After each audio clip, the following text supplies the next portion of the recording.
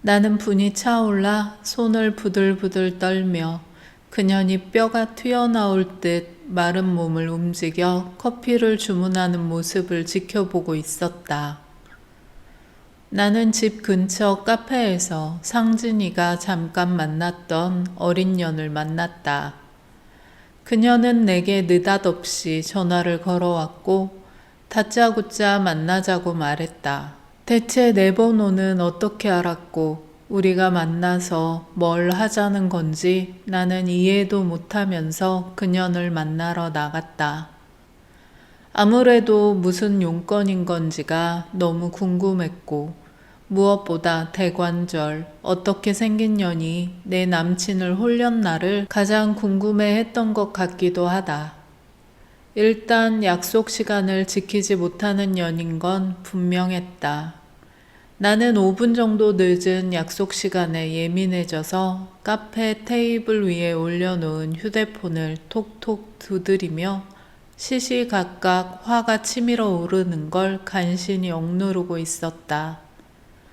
점점 속이 뜨거워져서 차가운 아메리카노를 연거푸 빨아들이고 있을 그때 카페 통창 밖으로 택시가 서고 그 택시에서 빼빼 마른 여자 하나가 이민 가방인가 싶을 만큼 바퀴가 달린 큰 가방을 힘겹게 끌어내서는 카페 안으로 밀고 들어오는 게 보였다.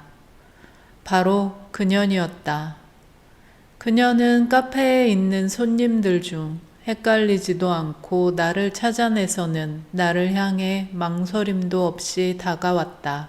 내가 자기가 찾는 사람이 맞는지 확인도 없었고 인사 한마디, 늦어서 미안하다든지 하는 사과조차 없었다. 그녀는 자리에 털썩 몸을 날려 앉더니 힘겹게 밀며 끌며 들어온 가방을 내 쪽으로 밀었다. 이게 뭐야? 내가 처음 본 사람이라고 해서 존댓말할 일말의 정성도 쏟지 않고 묻자 그년이 한 첫 마디는 이거였다. 아, 좀 마셔야겠어요. 잠깐만요. 내가 꼰대인 건가? 전현이 이상한 건가? 나는 도무지 정신을 차릴 수가 없었다.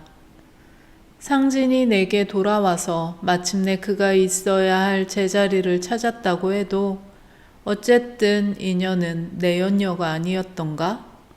어쩜 저렇게 세상 뻔뻔하고 여유로울 수가 있지?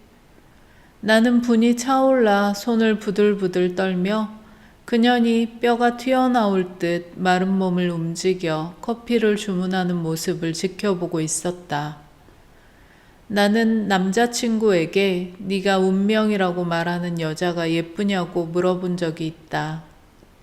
남자친구를 붙잡아 보려고 이 바람은 그저 스쳐가는 바람일 뿐이라고 믿고 싶었던 시기를 지나 자포자기했던 순간이었다. 정확히 나는 그 여자 예뻐?가 아닌 그 여자가 나보다 예뻐? 라고 묻고 싶었다. 하지만 당연히 나보다 예쁘겠지 싶은 생각이 불현듯 떠올라 앞부분을 자르고 물었던 것이다. 내 눈으로 직접 보지 않아도 알 수 있었다. 내 딸뻘이라고 해도 부족하지 않은 나이의 여자인데 그 젊음과 생기만으로도 주위를 환히 밝힐 것이다. 실제로 본 그녀는 젊긴 했으나 어쨌든 내게 항상 좌절을 안겨주던 무수한 환상만큼 예쁘지는 않았다. 피부는 어두운 편이었고 볼이 홀쭉해 보일 정도로 광대가 튀어나와 있었으며 눈은 컸지만 또렷해 보이지는 않았다. 화장을 빡세게 해서 단점을 가려보려는 노력이 눈에 띄었지만 얼굴이 예뻐서 주목을 받고 살기는 어려운 얼굴이었다. 그래도 군살 하나 없는 배가 드러나는 크롭티에 분명 쭉 뻗은 가는 다리가 들어있을 요즘 유행에 맞춰 입은 펑퍼짐한 핏의 바지가 제 나이를 아주 잘 말해주고 있었다. 커피를 주문하고 기다리다 받아오는 그녀의 모습을 보면서 내가 가장 부러웠던 건 그년이 고급진 비싼 브랜드의 옷을 입은 것도 아니었음에도 결코 초라해 보이지 않는다는 점이었다. 열어보세요. 나는 분노와 짜증, 그년의 젊음에 대한 질시 때문에 이제 더 이상의 감정을 감당할 수 없을 지경이었지만 그년이 가져온 게 몸을 구겨 넣어도 나도 들어갈 수 있을 정도로 큰 가방이어서 지레 겁을 먹었다.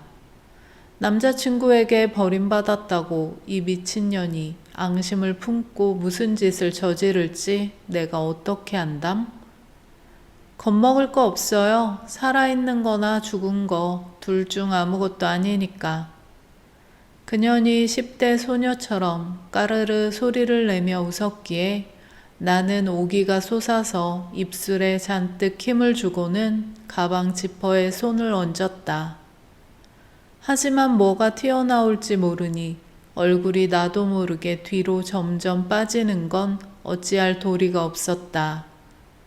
내 표정을 보며 한쪽 입꼬리가 올라가는 그년의 얼굴에 욱해서 나는 반창고를 떼어내듯 지퍼를 확 열었다. 무겁고 거대한 가방의 몸체와 달리 지퍼는 의외로 빠르고 부드럽게 열렸다. 막상 펼쳐지듯 드러난 가방 속에 들어있는 물건들을 보고 나는 어이가 없을 정도로 허탈해졌다.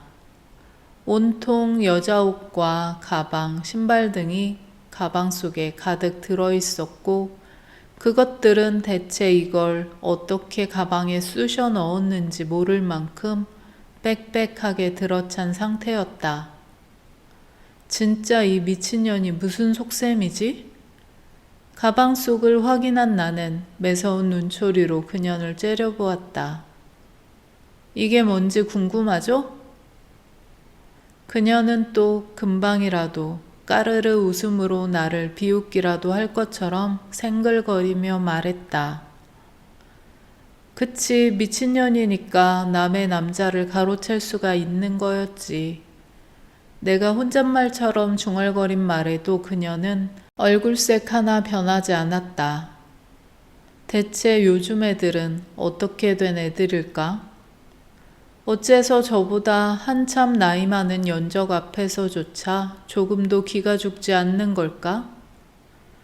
나는 요즘 애들이 문제가 아니라 지금 내 앞에 앉아있는 인연이 문제인 거라고, 상진이 잘못 걸려도 한참 잘못 걸린 것 뿐이라고 불안으로 벌렁거리는 마음을 다잡아 보려고 애쓰고 있었다. 나는 사실 무서웠다. 인연의 자신감 넘치는 태도의 근원에 대체 뭐가 있는지 모르는 상황이 너무 두려워서 미칠 것만 같았다. 상진 오빠가 보낸 것들이에요. 상진이가 보낸 거라고? 너한테? 나는 무심코 목이 갈라지는 소리로 내지르듯 물었고 그년이 천천히 고개를 끄덕이는 걸 보며 컵에 꽂힌 빨대를 내던지듯 빼내고는 차가운 커피를 벌컥벌컥 들이켰다. 헤어지고 나서 매일매일 몇 개씩 이런 것들이 집으로 오더라고요. 나는 진짜 오빠가 미쳤나 보다 했어요. 이런 거 보내지 말라고. 우리는 이제 끝났고 아주 상관없는 사이라고 했는데도 소용이 없었어요. 그냥 내 생각이 나서 산 거래요. 다른 뜻은 아예 없대요.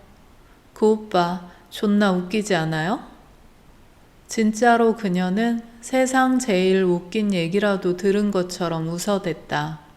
아마 누군가 봤다면 우리가 정말 재밌는 얘기를 나누고 있을 거라 믿을 수도 있을 것 같았다. 나는 순간 깨달았다.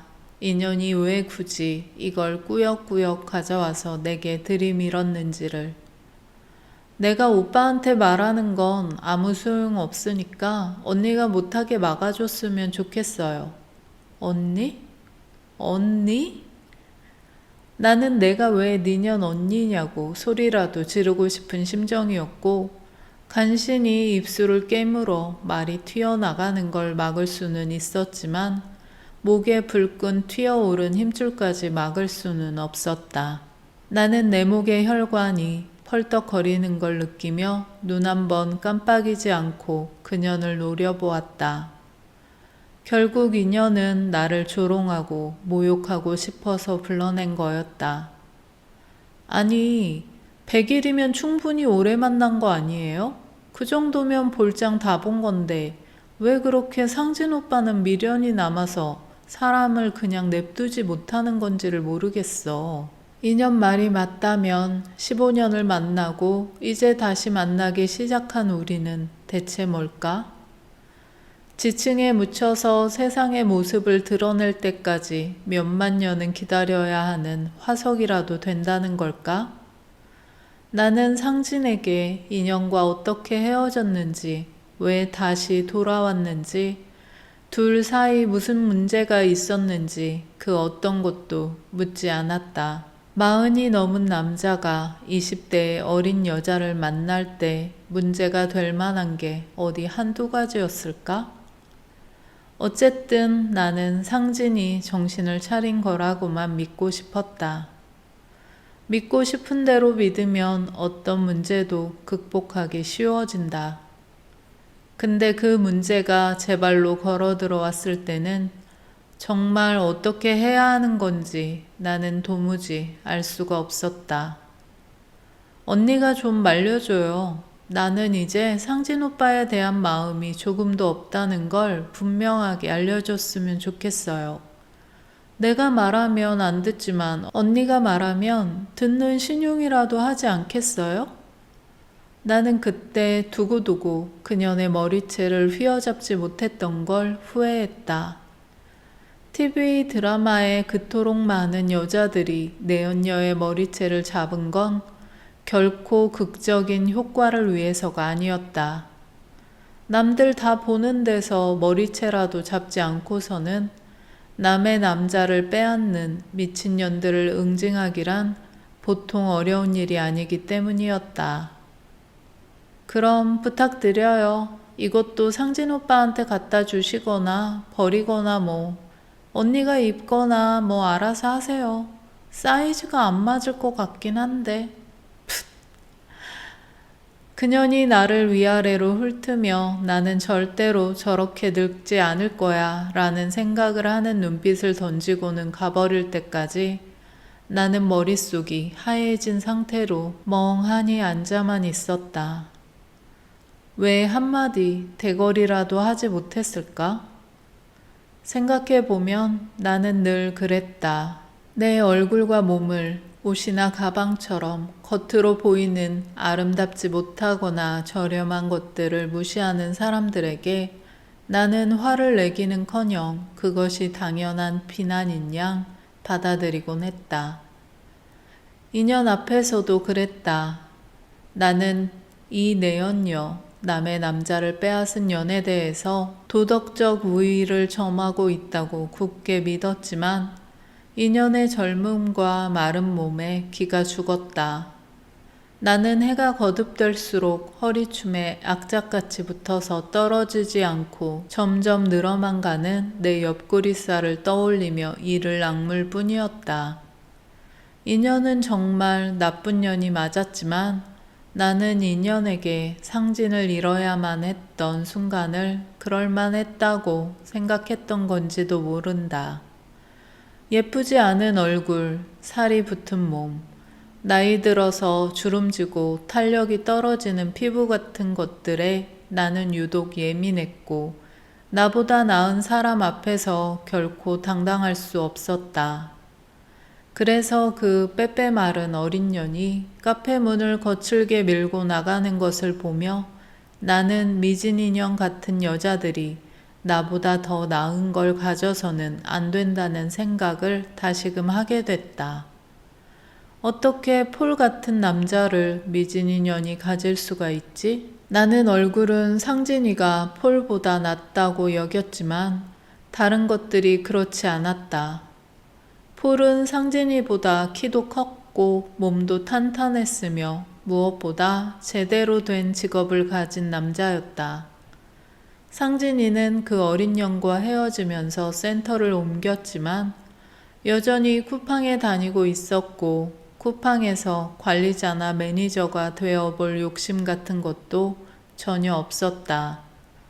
차라리 쿠팡을 그만두고 장사 같은 걸 해보겠다고 한다면 내가 한번 밀어줘 볼 의향이 있었지만 그런 말이라도 꺼낼라 치면 상진은 자기가 그걸 할 수 없는 수만 가지 이유를 끝없이 찾아내기만 하겠지. 쿠팡에 다니기 전까지 상진이 늘 그랬던 것처럼 나는 그 어린 년이 부려놓고 간 커다란 가방이 상진이라도 되는 것처럼 갑갑한 심정으로 보았다. 상진을 사랑했고 그와 헤어질 마음은 없었지만 쭉 그래왔던 것처럼 그의 뒤치다꺼리를 하고 살아야 한다는 예감이 가방 속에 빽빽하게 들어찬 옷과 가방들처럼 내 목을 조여오는 것 같았다. 상진이 쿠팡에 다니기 시작할 때는 그래도 자기가 쓸 돈은 자기가 버니까 다행이다 싶기도 했는데 그때랑 대체 뭐가 달라졌다고 내 마음이 이토록 지옥 같을까? 미진이 년과 폴, 다 그 연놈들 때문이었다. 절대 그들이 아무 일 없이 행복하도록 가만두지 않을 것이다. 내가 할 수 있는 걸 할 것이다. 나는 결연한 다짐과는 별개로 커다란 가방을 내려다보며 이걸 어찌해야 좋을지 궁리했다. 그 어린 년이 그랬던 것처럼 차에 어떻게든 싣고 가져가야 할까? 아니면 상진을 부를까? 슬쩍 보기만 해도 쿠팡에서 부담 없이 결제 버튼을 누를 수 있을 만큼 싸구려 옷과 가방, 신발들 뿐이었다. 그러니 그 영악한 년이 보란듯이 내게 내버리고 갈 수 있었겠지. 이걸 상진의 앞에 내놓고 왜 아직 그년을 잊지 못했냐고, 왜 내가 이런 치욕을 겪게 하냐고 잡돌이 할 수도 있었지만 내키지 않았다. 나는 상진을 매우 쉽게 용서했고 그 용서의 대가는 비쌌다. 상진은 대수롭지 않은 일을 키운다며 짜증을 낼 거였고 또 나는 상진이 이런 나에게 질려서 떠날까봐 전전긍긍하겠지. 나는 카페 안을 살피며 직원들이 어디 있는지 그들이 호를 주시하고 있는지 눈치를 보다가 가방을 그대로 두고 재빨리 카페 문을 나섰다. 가방은 사라질 거였고 그 가방과 함께 오늘 일은 아예 없었던 일이 될 것이었다. 내가 지금 거기까지 어떻게 가냐? 경찰차에서 나는 상진에게 전화했고 끈질기게 연결해서 통화에 성공한 끝에 기어이 들은 게 바로 이 말이었다. 나는 폴에게 얼굴을 맞았는데 내가 경찰차에 타야만 할 짓을 저질렀다고 해도 그때의 나는 상진을 꼭 필요로 하고 있었는데도 그의 목소리에서는 온통 귀찮은 감정만 묻어나고 있었다. 이런 일을 벌인 적이 없었던 것처럼 모두 묻어버리고 상진에게는 어떤 언급조차 하지 말았어야 했나? 하지만 내게는 위로가 세상에 단 하나뿐인 내 편이 절실하게 필요했다. 의식을 잃은 미즈니 년의 앞에 무릎을 떨어뜨린 채 눈물을 글썽거리던 폴의 모습이 나를 더욱더 괴롭혔다. 다치게 하자는 게 아니야. 범죄자가 될 일은 절대 없다니까. 그냥 좀 겁만 주자는 거야. 아무 여자한테나 들이대는 금사빠 주제에 순해 보인 척하는 한심한 남자. 나는 이 남자를 이용해서 폴과 미진이 년의 관계를 폭로하는 데 성공했다.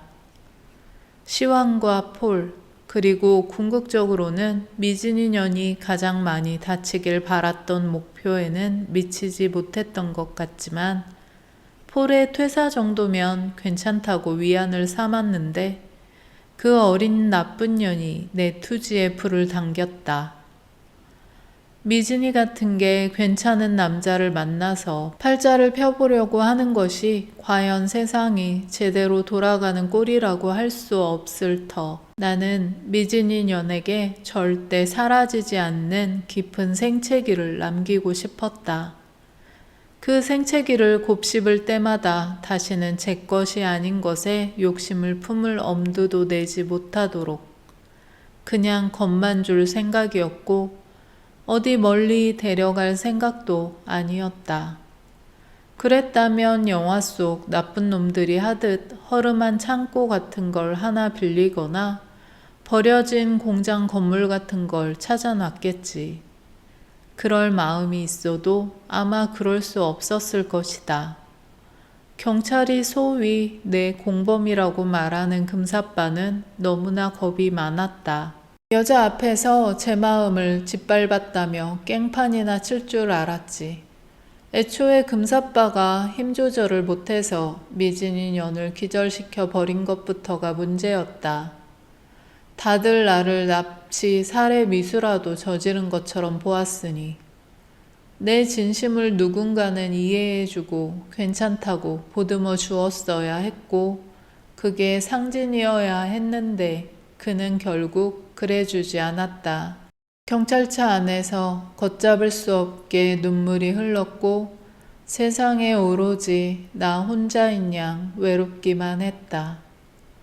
경찰서에서 마지막으로 미진이 년을 만난 날, 폴의 폭행을 빌미로 상황을 반전시켜 보려던 나의 노력이 덧없는 것으로 끝났던 그날, 폴은 미진이 년을 위해 분노하며 길길이 날뛰기 일보 직전이었고, 미진이 년은 그런 폴의 팔에 간간히 손을 얹어서 진정시킬 뿐, 나를 쳐다보지도 그 어떤 말도 건네지 않았다. 그들이 조사를 마치고 자리에서 일어나 떠날 때 나는 여전히 내게 물을 게 많이 남아있는 형사의 주절거리는 말에도 아랑곳 않고 그들의 뒷모습에서 눈을 떼어내지 못했다. 미진이 년은 이미 말짱한 상태였지만 폴은 제 여자가 당장 기절이라도 할 것처럼 어깨를 조심스럽게 감싸 안고 천천히 걸어 나갔다. 우리도 그랬어. 상진이와 나, 우리에게도 너희처럼 애틋하게 사랑했던 순간들이 있었어. 그 사랑이 언제까지 계속될 것 같아? 그 남자의 마음이 하루아침에 바뀌는 날이 영영 안 올 것 같겠지. 너는 버림받을 거야. 나는 꼭 그걸 보고야 말 거야. 폴이 너를 버리고 네가 팔자 도망이란 건 환상에 불과하다는 걸 뼈저리게 깨닫는 날을 나는 계속 기다릴 거야. 형사는 소리내어 책상을 두드리며 내 관심을 요구했고 나는 내 상념을 방해한 형사에게 곱지 않은 시선을 보내며 그를 마주보는 자세로 고쳐 앉았다. 그리고 우연히 겹치는 흔한 드라마의 한 장면처럼 메시지 알림음이 크게 들려왔다. 집에 먹을 게 하나도 없다. 내가 어디 갔는지, 왜 갔는지 뻔히 알면서도 지금 괜찮은 거냐고 묻는 게 아니라 자기가 지금 배가 고프고 집에 먹을 게 없다며 투정과 비난을 동시에 담고 있는 상진의 메시지. 나는 반사적으로 배달 앱을 켰고 다시금 내 이름을 크게 부르는 형사의 목소리에 내 머릿속 어딘가에서 딸깍하고 전등이 하나 켜진 기분으로 내가 상진을 위해 주문했던 음식들이 남긴 기나긴 리스트를 흩어보았다. 나는 왜 이래야만 할까? 왜 이렇게 하면서까지 이 남자에게서 벗어나질 못할까? 나는 내 행동이 내 의문에 대한 답이라도 되는 것처럼 바들바들 떨리는 손가락을 움직여 상진이 평소 잘 먹고 좋아하던 메뉴를 선택했다. 상진에게 또다시 버림받을 수는 없었다. 나는 이 관계를 지킬 것이고 점차 나아질 거였으며 반드시 그렇게 만들어갈 수 있을 것이라고 나는 믿어야만 했다. 배달 앱과 나 사이에 내 이름을 재차 부르는 경찰의 목소리가 끼어들었다. 나는 아무 소리도 들리지 않는 듯 결제까지 마치고는 경찰의 얼굴을 향해 고개를 들어 올렸다. 애써 빳빳하게 그가 나를 당당하고 무고한 사람이라고 생각할 수 있도록 그렇게. 편하게 들어주셔서 정말 감사합니다. 구독, 좋아요는 저에게 큰 응원이 됩니다.